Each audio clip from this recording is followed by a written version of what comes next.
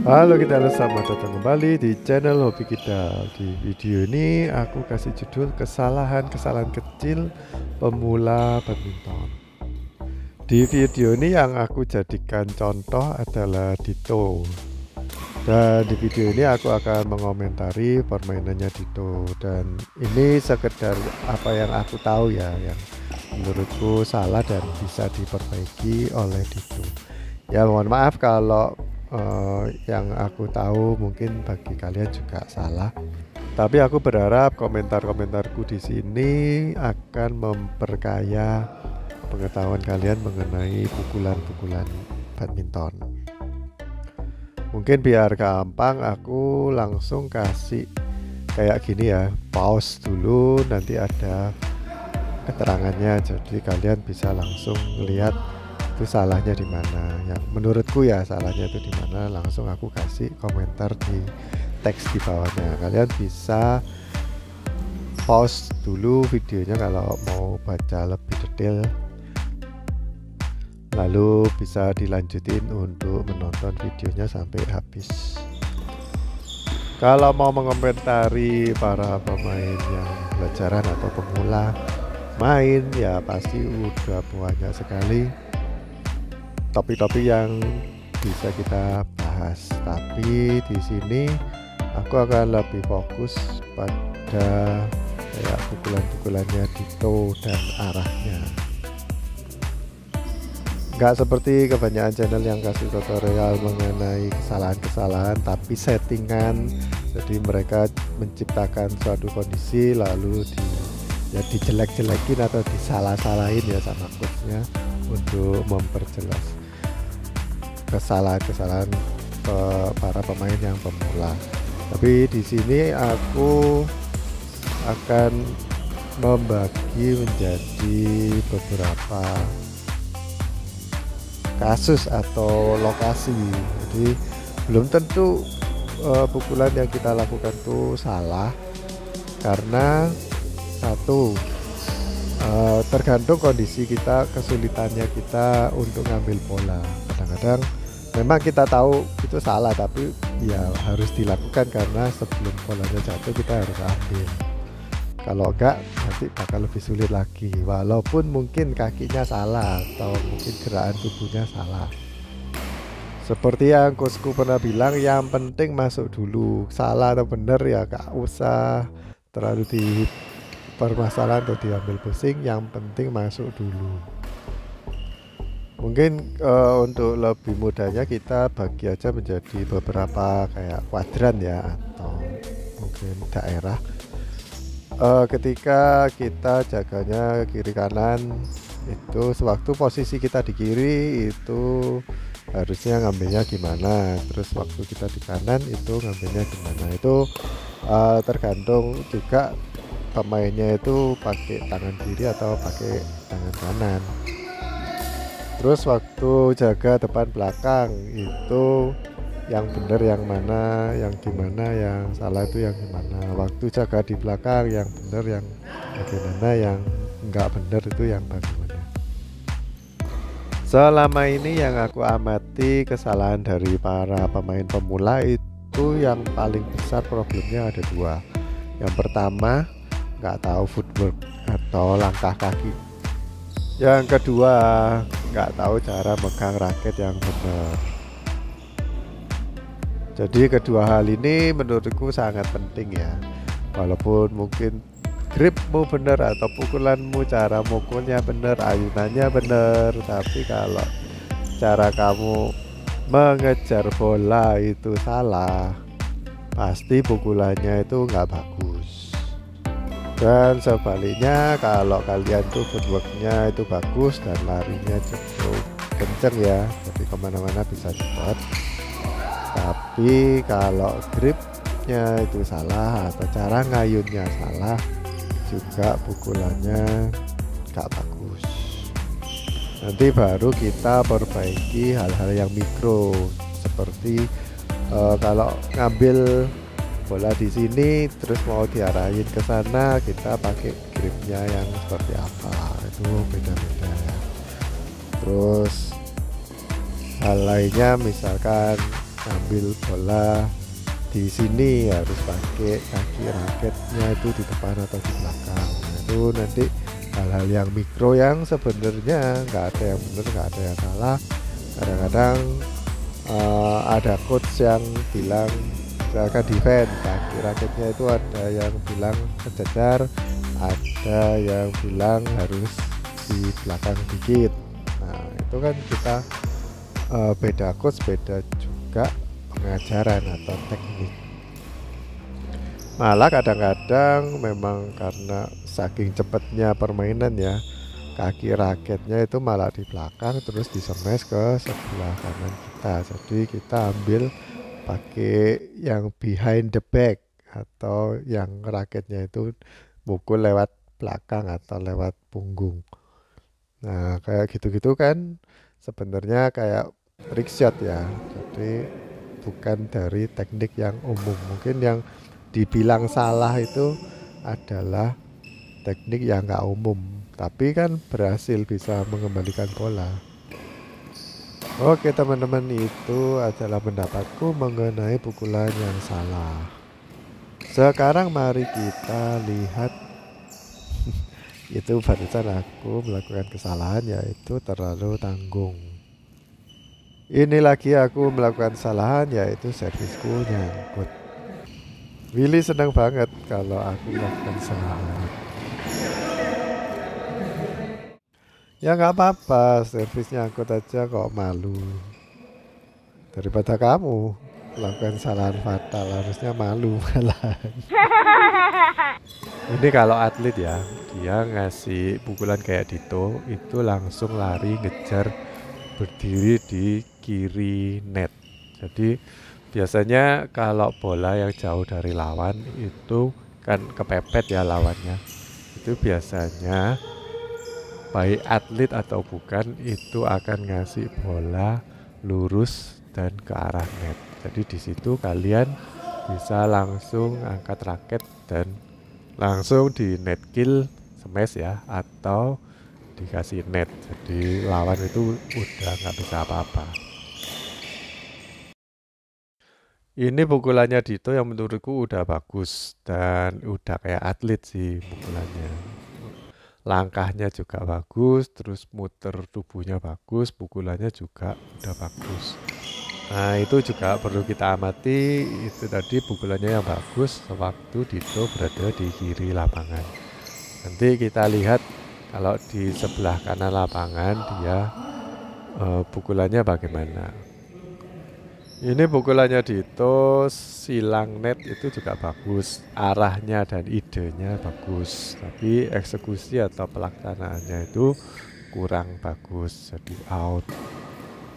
Sama seperti Andi di sini, kebiasaan kalau dikasih net posisinya kayak nggak siap ya, terus buangnya silang, tapi silangnya kebablasan. Di game ini aku gak tahu kenapa kok sering out.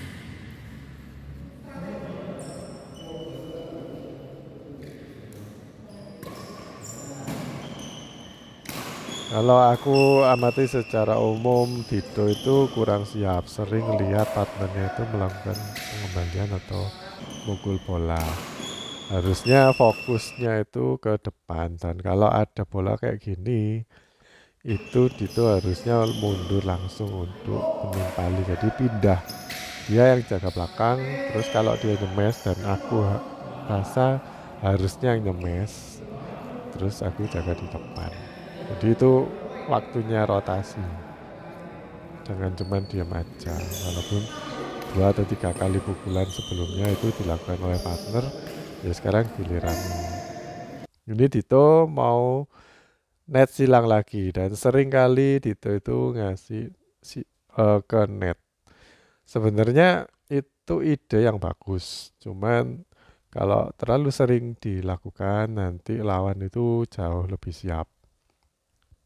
Lalu kalau misalkan bolanya itu bisa kamu raih sewaktu belum turun ya, belum turun dari ketinggian net, itu langsung potong aja. Itu lebih tipis dan lebih cepat jatuh ke lantai, jadi lawan udah nggak bisa apa-apa. Kayak aku di sini udah tahu kan itu Andi kepepet bakalan ngasih bola di lurusan net. Kan aku tadi udah bilang ya. Langsung aku angkat raket dan langsung langkahku itu nggak pakai langkah, jadi langsung lompat. Lompatnya langsung maju, langsung mukul juga.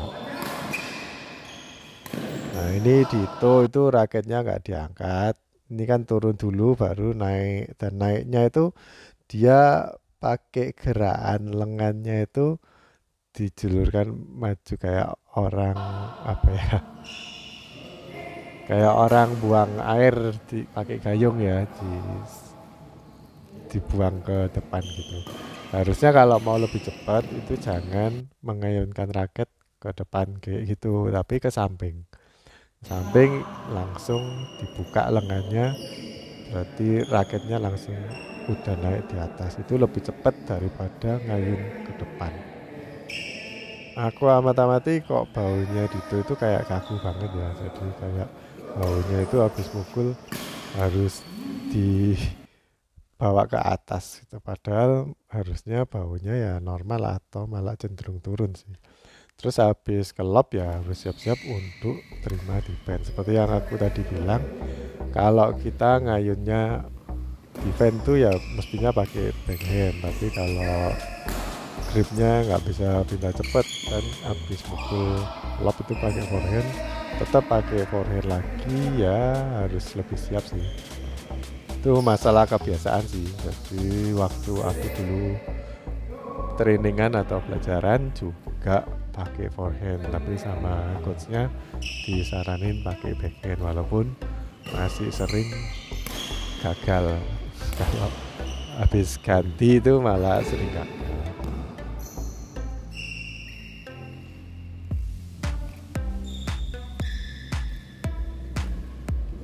Lihat itu baunya kaku banget, jadi badannya itu harus dimiringkan supaya bisa mukul. Padahal harusnya kan badannya tuh lurus, yang miring itu lengannya sama bahunya, jangan badannya.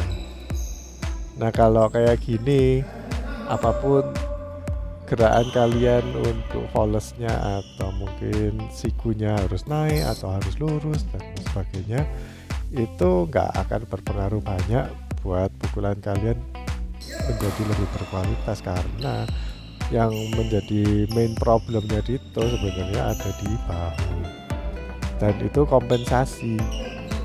Kalau bahunya kaku ya otomatis lengannya atau volleysnya yang main supaya bisa melakukan pukulan yang dia maksud.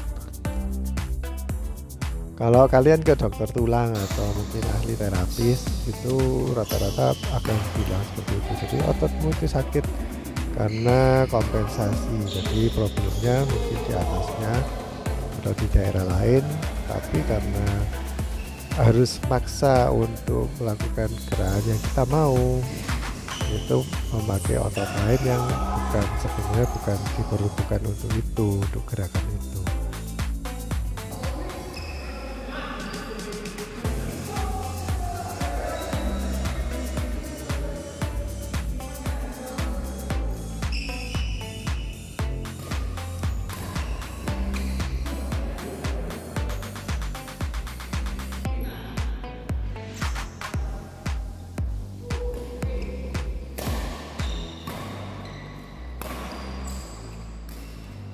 Tadi yang aku bilang waktu Dito di sebelah kiri itu kan gerakannya bagus, yang di sebelah kanan nggak terlalu. Tapi aku nggak tahu apa memang tujuannya Dito itu mau melakukan trick shot atau pura-pura gitu ya. Terus bolanya dijatuhin di net. Dan kayak kaku sih aku rasa, pakai cuman pergelangan tangan. Dan itu aku juga amati di Willy. Jadi Willy kalau mau drop shot dia juga lengannya kaku, nggak diayun, nggak diapain, cuman pakai pergelangan tangan aja. Jadi raketnya kayak ditutuk gitu atau dipukul kayak orang mau mukul gitu.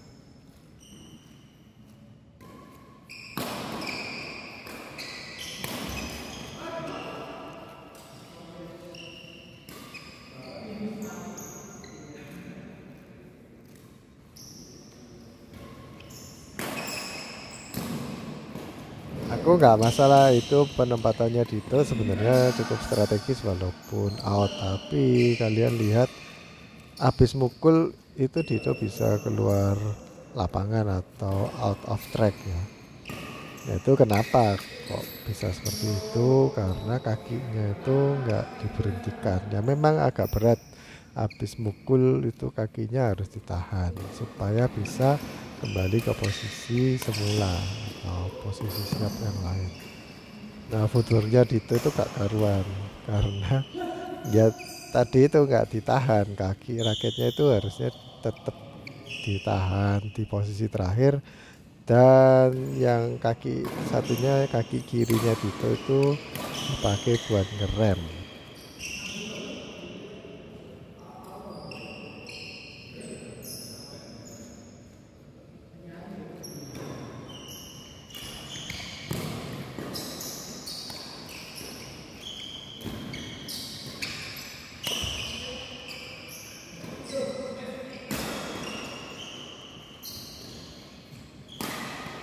Di sini bolanya di lob sama Willy, dan Andi itu nggak cepet-cepet bergerak, kaki kiri kanan kan harus maju serong, jadi dia langsung lari ke pojokan, jadi nggak mungkin terlalu lama.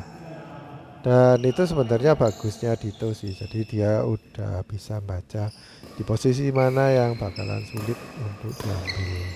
Cuman seringnya kasih ke drop shot atau kasih ke net, karena terlalu sering nanti bisa dibaca lawan sih. Aku kali ini kan partneran, tapi kalau musuhan kemarin tuh aku sempat musuhan sama Dito. Oh, kalau nggak salah aku partneran sama Willy, terus aku langsung kasih tahu kalau Dito itu sering ngasih bola di net, jadi kamu lebih prioritas untuk jaga net. Jangan, kalau biasanya kan ada bola-bola yang di lob ke belakang itu kita akan ragu untuk maju karena bisa aja sama lawan itu dikasih ke belakang, nanti kita khawatirnya nggak sempet ambil kalau terlalu maju. Jadi kita ambilnya di tengah-tengah, tapi aku bilang ke Willy kita ambilnya itu orientasi maju karena sering banget bola dari Dito dikasih ke net. Ya ini aku nggak mau buka rahasia, cuma ya semoga Dito punya lebih banyak kreativitas untuk melakukan pukulan yang lain gitu, sebagai pembelajaran kita bersama sih.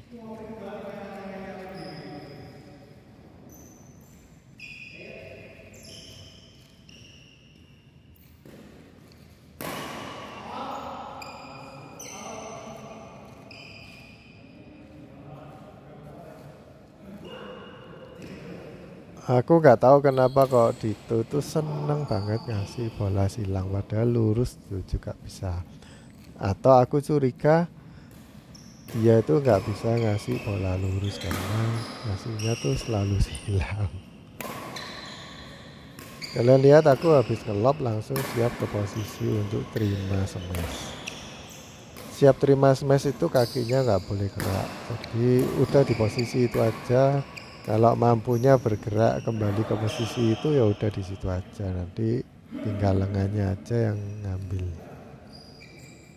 Kita amati pengembaliannya Dito ya. Kalau main double tuh kebanyakan kalau atlet tuh pinginnya nurunin bola, tapi kalau main-main biasa biasanya ngelob. Dan kalau ngelob itu kenapa kok sama Dito nggak dibuang lurus aja, karena lurus itu berarti backhandnya Andi dan itu bakal menyulitkan lawan.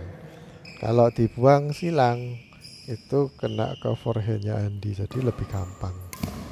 Nah kayak Andi itu betul, jadi dibuang ke arah backhandku, jadi kan lebih sulit untuk mengembalikan. Dan kebanyakan sih pengembalian kalau dikasih backhand tuh kebanyakan ya, jadi nggak semua itu bakal ngasih lurus, entah lurus net atau lurus lob. Itu rata-rata pemain gue gitu.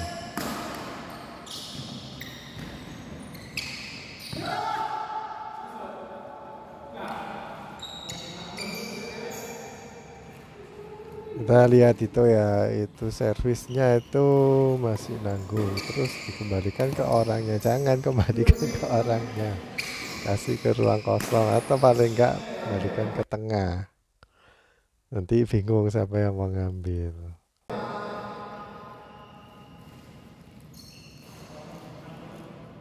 Dito kalau jaga belakang kasih drop set gak apa-apa, kasih smash itu gak apa-apa karena nurunin bola. Aku gak tahu pukulan yang terakhir tuh dia pakai apa, pakai grip forehand atau grip backhand. Terus kalau bisa sih ambilnya yang lebih dini atau ambilnya di atas. Misalkan jauh atau kepepet, ya opsinya yang paling masuk akal itu ya di lob. Kalau tetap maksa untuk nurunin bola udah telat karena bolanya udah turun dari ketinggian net.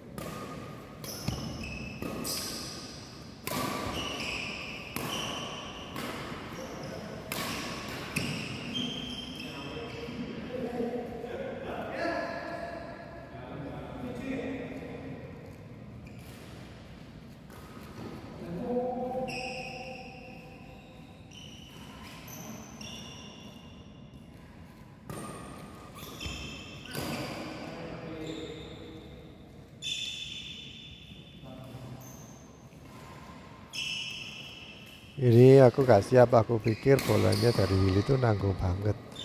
Terus smashnya Dito aku pikir bakal berhasil, ternyata bisa dikembalikan dengan mudah oleh Andi. Dan Dito habis nyemes dari belakang ya harusnya dia yang ngambil ke arah kanan.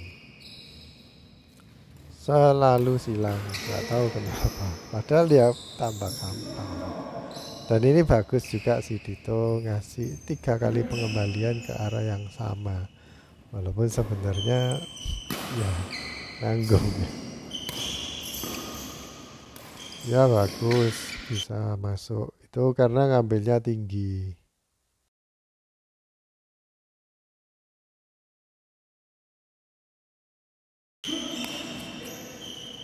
Posisi terdesak pasti di smash, terus kakinya diem.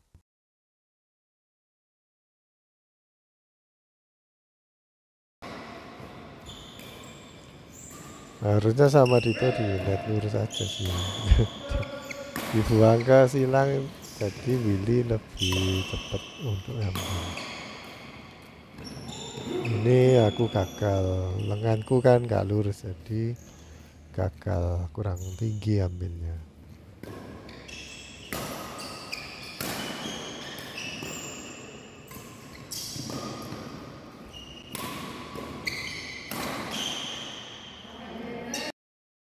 Aku di belakang, Dito jaga depan, harusnya berdirinya itu di tengah-tengahnya garis T, jadi kaki kiri ke kamar kiri, yang kaki kanan ke kamar kanan, jadi pas di tengah-tengah, jangan di satu kamar kayak gitu. Nanti dikasih ke kanan depan mati karena terlalu jauh.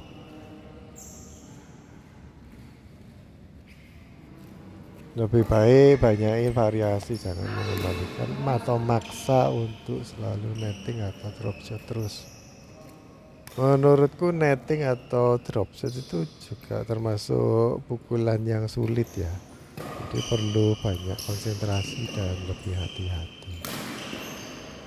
Mending kayak Adi itu main keras atau main smash-smash. Katanya Adi yang penting itu lega walaupun kalah, tapi bisa nyemes keras tuh lega.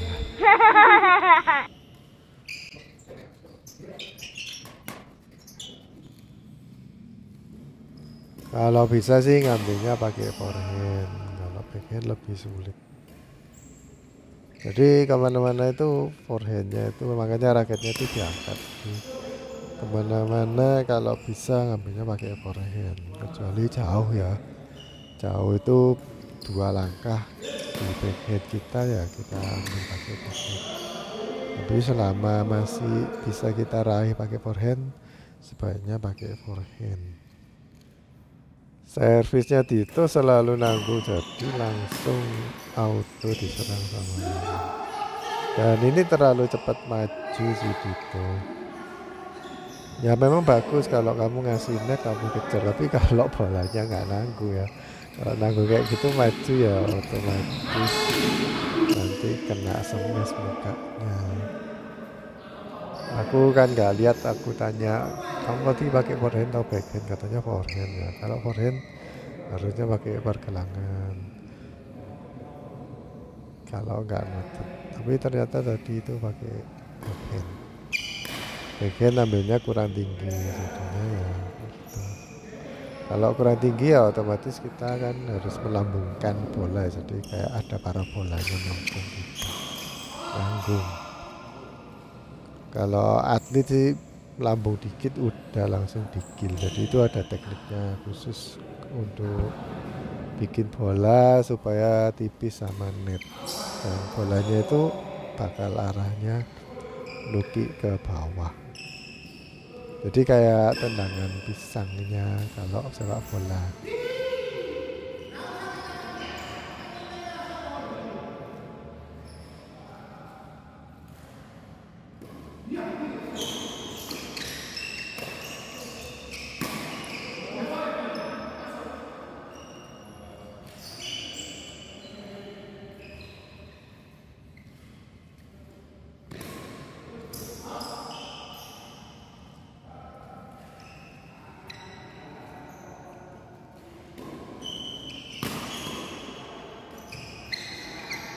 Ini aku udah capek sih. Terus ya poinnya sebenarnya aku kurang satu tapi tersusul, dan aku udah nggak gitu sih, tapi aku di game ini kalah. Kalau nggak salah sih sampai jus. Maaf ya aku nggak ngitung soalnya ya males. Nggak mau ngasih teks berapa skornya, kalian bisa hitung sendirilah. Oke guys, aku rasa cukup sih masukan-masukan dari aku, semoga membantu. Kalau ada kritik, saran, dan komen silahkan tuliskan di kolom komentar di bawah. Gitu diserang. Oke guys, gitu aja, sampai ketemu di video berikutnya, dadah.